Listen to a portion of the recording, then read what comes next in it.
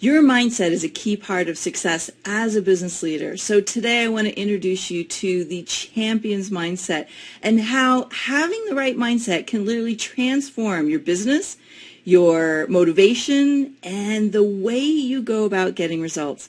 Hi, I'm Melanie Benson-Strick. I'm America's leading small business optimizer. And this is a weekly series where I bring you different tips and strategies and sometimes guests that are going to help us uncover the best way to optimize our business so it performs 10, 15, 20, maybe even 100 times better. Now, our guest this week is Jeff Spencer, and he's known as America's #1 champion builder, the person pros go to get to the stop and stay there. And you can find out more about Jeff at jeffspencer.com. And we're going to explore his champion's blueprint and find out a little bit about what goes into Jeff getting those kind of significant results out of the people he works with. So I had the privilege of hearing some really fun stories at one of his Champions Blueprint workshops. And I got to tell you, I left just really in a completely new state of mind. I was really charged up. I had actually gotten ill during the workshop, and there was a lot that I learned there that I just thought, God, there's some things that as much as I study this and I know the work, I could even up my game a little bit. So I was really excited to have Jeff come join us today. Hey, Jeff, how are you? Well, it's such a pleasure to be here. Thanks a lot for your confidence, and just can't wait to share with folks how we can help take them to the next level. Sure. Now, I don't always do this, but you have such a fascinating background. I'd love for you to just set the stage a little bit and give us just a couple of little nuggets about your background and your background as an athlete and how it's really positioned you in this unique way to get what has to happen as a champion. Well, I come from a welfare family, first off, and my dad was an artistic genius, and he died homeless on the streets of New York City. And the silver lining to that very difficult period was my mentors that showed up and shared with me their secrets on how they became iconic. And what I learned from them is that they didn't have the best pedigree, they didn't have the best brain, but yet they were the guys that always stepped up and made things happen. So I realized that there was something that they knew about life that the others didn't. And they shared every one of their secrets with me, and they became the founding principles of the Champions Blueprint, which is my performance model used with others to help them get to the top of their game and stay there. And as a result of the strategies that my mentor shared with me, I was able to make an Olympic team, which was one of my dreams as a kid. I was able to graduate from a very prestigious university and with a master's degree in exercise physiology, and I got a lot of questions asked of me of how do I get fit, and how do I stay fit, and how do I get to the top of my game and stay there. And I was qualified to answer those because I was an Olympian, so I know what it takes to get there. And I knew how to craft a body that was capable of having the capacity to do the action steps that make our dreams come real, and also do that over an extended period of time. And I got questions about, well, how do I get well and stay well? How do I stay healthy? So I went back to chiropractic college and became a chiropractor so that I could also bring that dimension to the other kind of three legs of that pillar there. And so I kind of became the go-to guy that could read patterns, that could see things and craft structures for people in groups to be able to get to the top and stay there. So I really became a specialist in the whole pie rather than a specialist in a descending percentage of the pie. And I found that really the secret to this is that how do you get all the parts in harmony that create a system or an us that's actually capable of getting to the top and staying there. So that's my legacy, and I owe everything to my mentors and the people that have helped me along the journey. I love that. And, I know we're not going to have time to go into all your extraordinary stories today, but wow, if you ever get a chance to hear Jeff go into his deeper work or go to a Champions Blueprint workshop or event, it is just a fascinating and mind-blowing experience. And, one of the things that really stuck with me is how many people are operating at a low performance and they don't even realize it. Maybe you can share with us a little bit of, how someone might recognize inside themselves that there's some room to grow here and that they could benefit from having some of these shifts that you deliver in this work. Well, I would say the first way to kind of do a vetting of self and see really where we are on the sliding scale of what we can be and what we are is to get around different people and expose ourselves to things that we're not familiar with. Too much safety perpetuates an illusion that's generally at a level less than we're capable of performing at. So first thing I would suggest is that you look at your calendar and you put some things down that will put you in front of other people, and preferably people that run at a higher pace and a higher level than you believe that you're at. So for example, one day I decided I'm going to go to a Mensa meeting.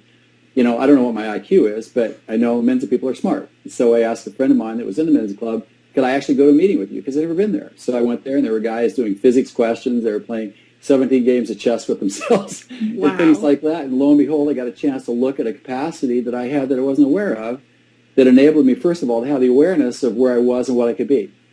So then I continued to seek out people, places, and things that called me to a higher game, and eventually I became familiar with that, so it raised my level just by proximity. So that's the way you do it. You got to figure out where you are and where you can actually go. And at that point, once you see it, then you show up for duty, and presto, all of a sudden, the alchemy happens where you find yourself descending the staircase up to a bigger and better you.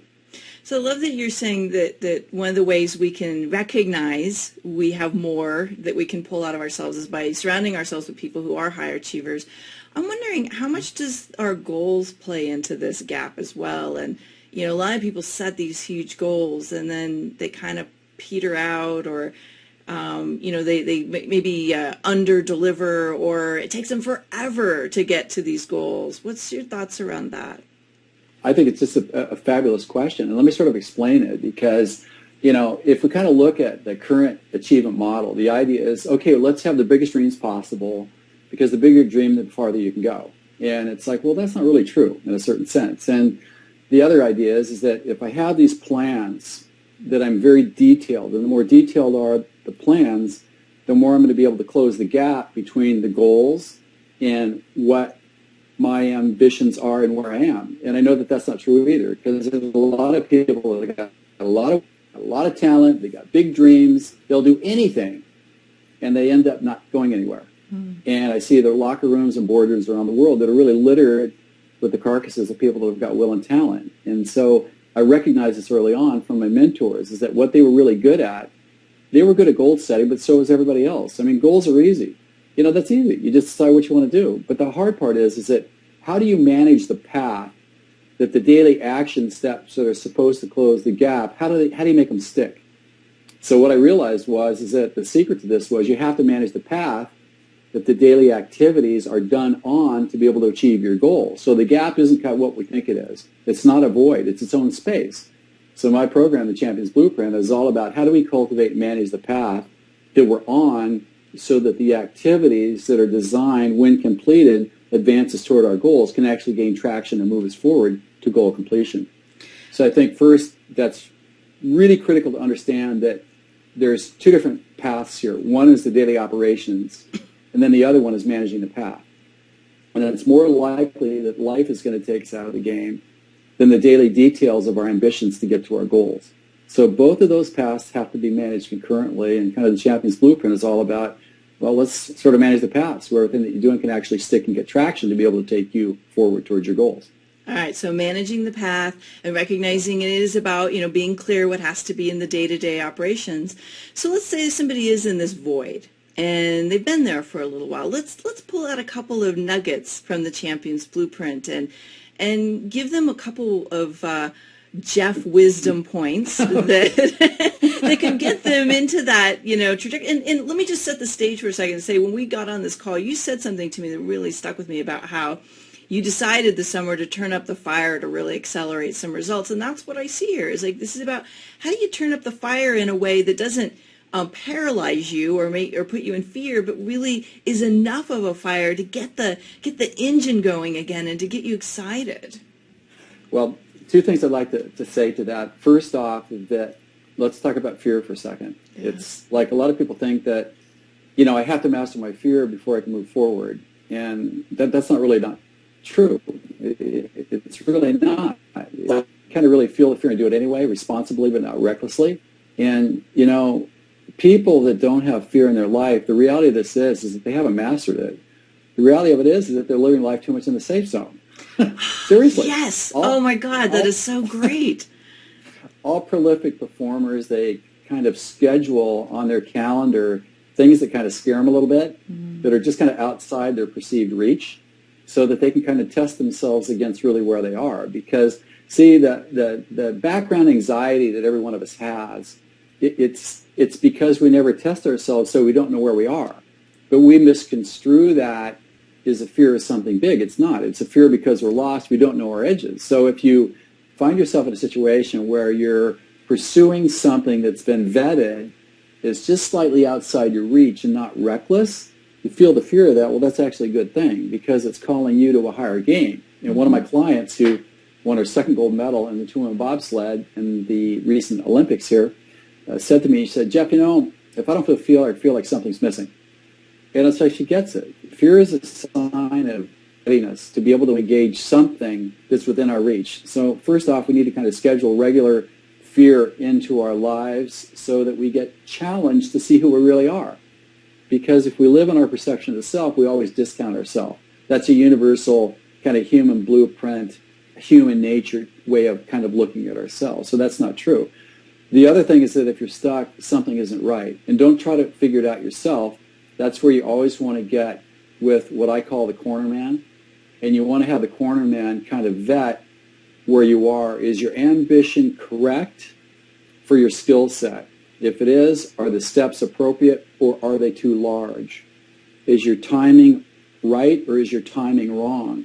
So a lot of times it's finessing some small things within the structure of the ambition that has you stuck, but you may not be able to figure that out because we can't outrun our own blind spots.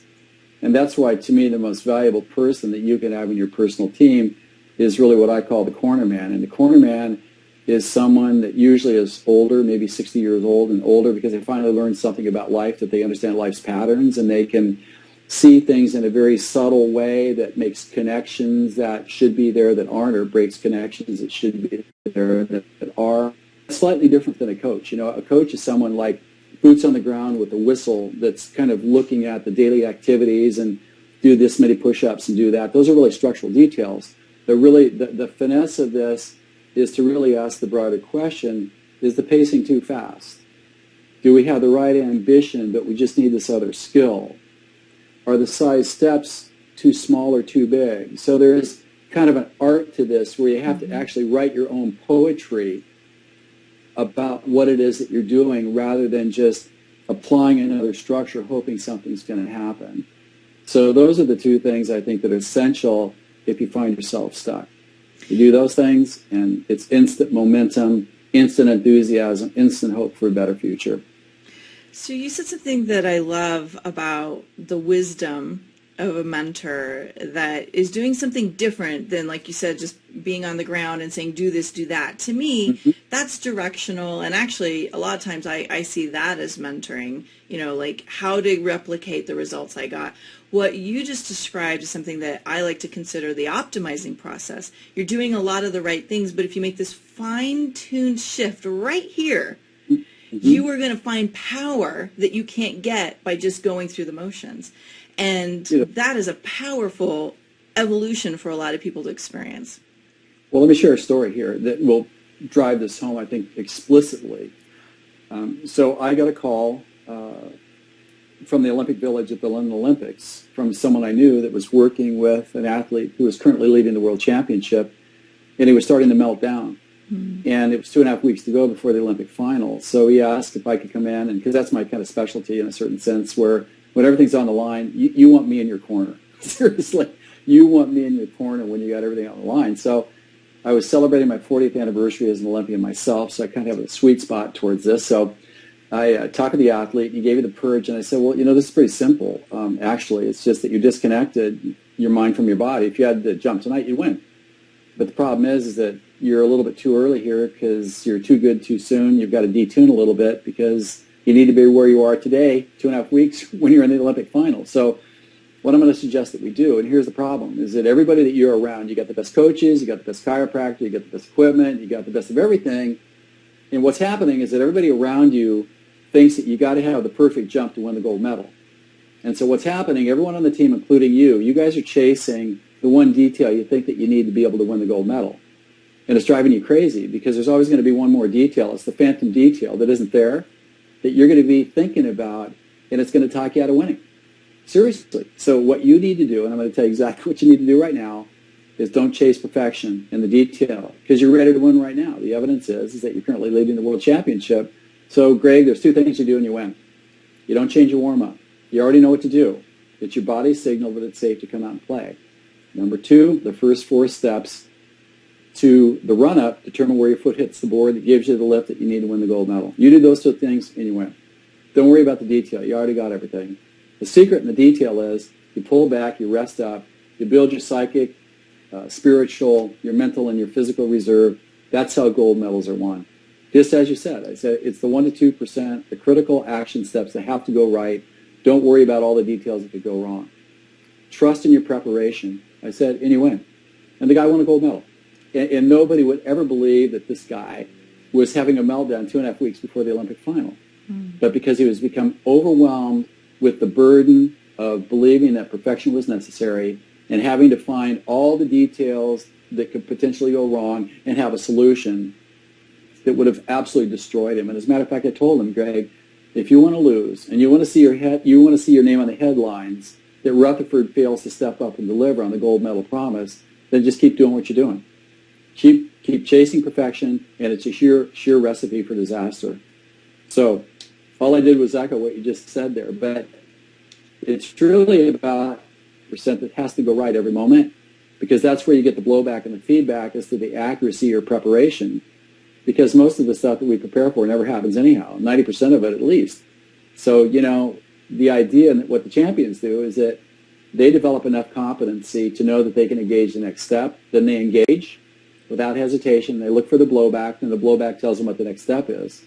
So there's a certain implied trust that they're going to be able to figure it out. But history tells us is that it's never going to go the way you think it is. So don't spend a lot of extra time on things that aren't going to happen anyway.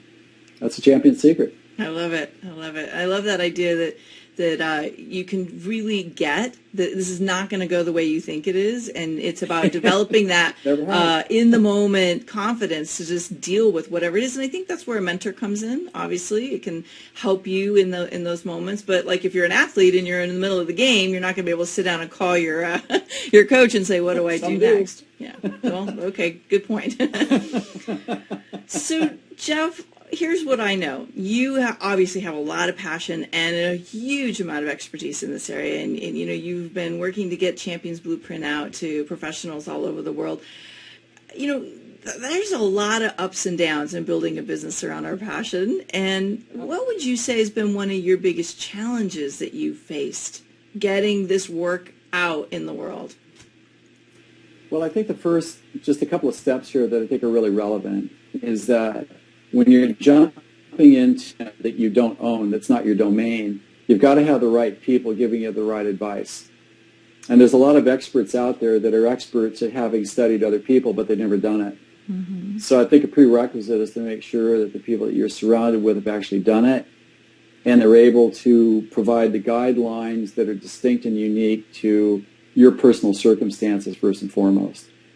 The second thing is to really know who your audience really is, because there's a tendency to think, well, the broader my audience, the more likely this thing is going to succeed, and that's not the case. It's actually the more narrow and more defined your audience can be identified, the better it's going to be. And then there's the mentoring piece about the pacing, where you don't want to get ahead of yourself, where you find yourself going down a cul-de-sac or a blind alley because you tried to do something too quickly because you were overexcited and you didn't take the time to build the base. So then once you realize that it was too much too soon, then you got to put on the brakes and back up. And then it creates a branding problem and confusion. There's some resources that have been spent that you're never going to capture again. There's an erosion of one's self-confidence. So I think that you want to make sure that you align yourself with people that are highly qualified and that you have a personal resonance with, that really are able to set your pacing in a realistic way. And if you find them saying, maybe this is too quick, then that's probably the person you want to work with, because they're not trying to discourage your enthusiasm, but they're saying, why don't we hold this dream responsibly so we can usher it through life's minefield to be able to get it to manifestation. Those are clearly the things that I have found myself and that I've applied. But it's not like myself or anybody has ever gotten away unscathed at all. So, Well, speaking of being unscathed, what I know is failure is something that if you're a good entrepreneur, you're going to face a lot of. And, how we tackle failures is either going to propel you forward or paralyze you. Have you had one of those failure points that in the moment maybe scared the crap out of you, but became your greatest teacher? Well, yeah, I think we all have. And again, failure just means that we're appropriately reaching. If you don't have failure, it means you're going too slow. Right. Or you're playing too small of a game. That's really what it means. So we're not talking about being reckless, of course. But yeah, and I think that it's better to fail sooner than later, because if you fail sooner, it's smaller, and it's like you learn the lessons and you can tweak and you can adapt. But also to stay close with somebody that can guide you through the process, both technically and from another perspective. And I've never considered failure is a loss that I'm not going to get there, because timing's a big deal.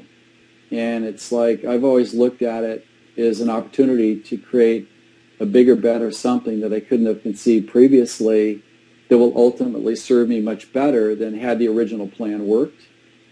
And the idea is, again, is to stay around people and have fellowship with those that are running at the same level so that we can share experiences together to kind of triangulate our experiences to keep our choices so that we're limiting the risk, of course, but we're maintaining as high optimism and momentum as possible. Well said, well said. So I like to ask my guests about optimizing, because we all do it in some way, shape, or form. Some people are very unconscious about it, and some people are quite conscious about it. Has there been a way in which you run your business, whether it's your mindset, your habits, or your strategies, that you've optimized, that you found just changed the game for you? Yeah, I have. And that's something I do at the end of every day, is that I do 3 lists. The lists are, what are the things that I accomplished today that are done that I never need to look at again? And then I make another list of, these are the things that I have in process, and I know exactly what the next step is to be able to move them forward. And then there's a third list. These are things that have to get done, but I have no idea how to do them, and I'm stuck and I'm blocked. And I always implement the next day the things that I know where the next step is, because I know that the ones that I have no clue what to do, I need to percolate on it, especially if it's a new idea that's novel that nobody else has ever seen before and I figure it out. I need to percolate on it. And I never get tempted to think that the thing that's the most problematic that I'm stalled on, I've got to get through that to move forward, because I don't. All it does is lead to frustration. And when you get frustrated, you make very, very, very tragic, sometimes permanent missteps that can significantly hinder anything. So true. So that's what I do. I do 3 lists, and I'm objective about it. I'm like a surgeon. There's no emotion attached to it whatsoever. And I never, when I'm blocked, I never tempt myself to try to find an answer that I have no solution to. I percolate on it. I think about it in the background while I'm doing things that I know exactly what to do. I don't sit there and cogitate. I don't do that. I let the ethers sort of percolate and churn and digest the information that needs a solution and let it work itself out, because it always does, whether it's finding someone that knows the answer or having a revelation about it. And that way, I'm always able to maintain and carry momentum forward, and I can always keep track of where the evolution of my projects and my business is. Love it, love it, love it. Do you have a mantra or a quote that you like to use to keep your brain in the right gear? Yeah, I do. And, having been an Olympian myself and having helped people win over 40 World Olympic, Tour de France, and national championships, and have the same level of success in business and on stage and in life, I'm pretty good at this stuff. And it's like my motto is, you do the test and the homework is easy. Meaning that you do the groundwork, you build the base, you stay attentive to the details and the pacing, you keep your team in task, intact, and that's the way that you create the readiness to do 2 things. Number 1, actually 3 things. Number 1, have an on-time arrival in the victory circle with the completion of a task. Number 2, being able to draw to and see and respond to and grab unanticipated brass rings and opportunities that just show up you got to know what to do. You know, and also the third thing is that your readiness enables you to be able to see into the future and see potholes that may be evolving and arising on the horizon, and you don't need to step into them. So that's the whole value of readiness, and you never perform before you're ready because it's fatal. So that's the mantra. You do the homework, and the test is easy, and that's the champion's golden rule. I learned something many years ago, maybe it kind of applies in a sort of kind of way. It's the 80% plan. You know, you're only going to get 80% of it figured out. And it sounds like what you're saying is you've got to get yourself as ready as you can be and then leap. So, you know, this idea of trying to get everything figured out perfectly and have, you know, all the steps figured out. Well, if you're ready, if you strengthened you and you've got the foundation right, that last 20%, you're going to have to figure out on the ground anyway. And you're just going to have to use your, you know, your competency skills to sort it out in the moment. It sounds like that's kind of what you're saying here. Yeah, it's like my motto is, I guess in that regard, is leap, then look. But you have to have the power to leap. You got to have the power to leap confidently, and that's what you're saying. If you don't have the right foundation, you don't have the right, you know, mindset and you know, habits and you know, a foundation in your business to leap, you're going to leap and you're going to fall. But if you leap with those things in place, you're going to leap and you're going to land at least somewhere in the right direction.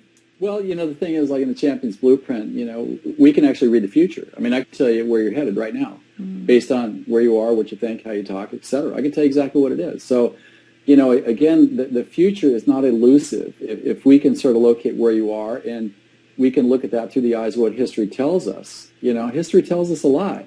Yeah. But the thing that gets in the way is our own mindset and our human nature that tries to make things seem real when they're clearly not. So, for example, we think, well, if we try harder, it's going to be better. Well, not necessarily. If we try harder, we may get sick or injured or do something that was irresponsible that now puts us in a position to forfeit a potential goal. You know, it's like, really, why are certain things that seem so good, why did they deliver so wrong?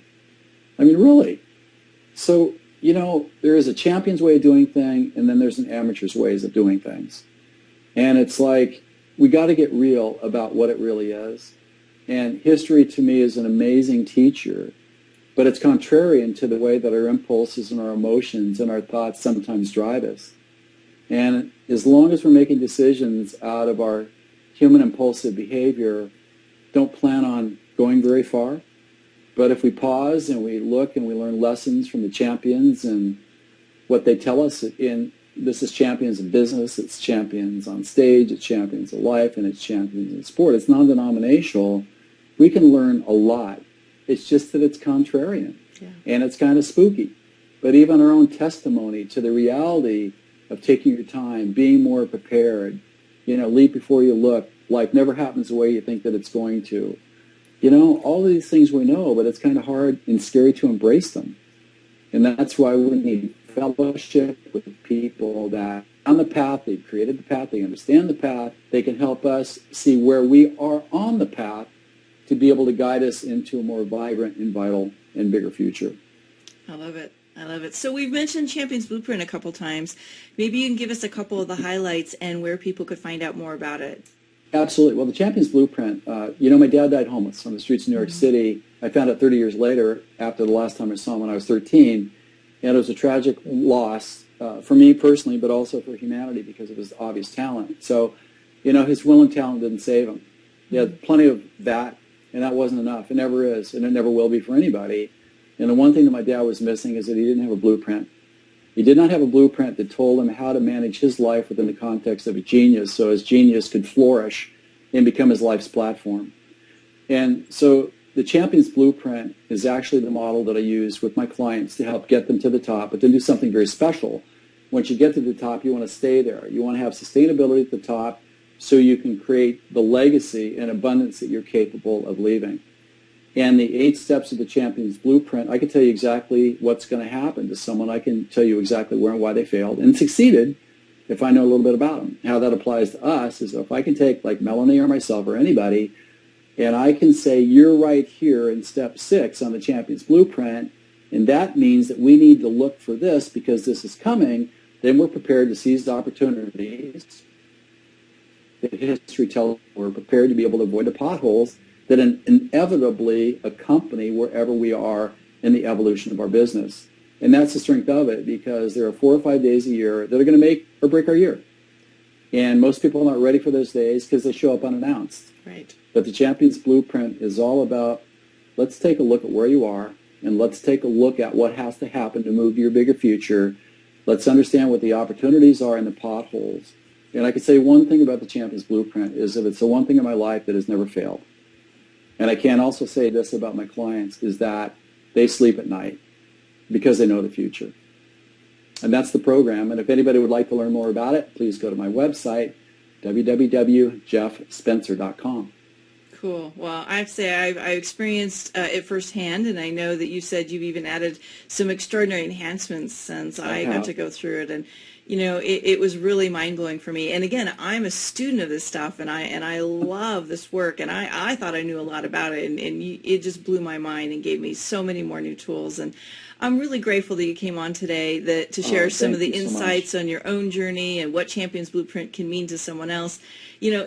Having the right tools at the right time is one of the best ways to propel yourself forward as an entrepreneur. And I think the mindset is one of the tools that many of us underdevelop until we desperately need them, and we're running around looking for it. So I hope people will go check it out. Go check out Champions Blueprint at jeffspencer.com. And Jeff, thanks so much for being here today. I love it. Thank you for listening in. And I'd like to hear, what's an aha or something that you can take away from this idea of the Champions Blueprint?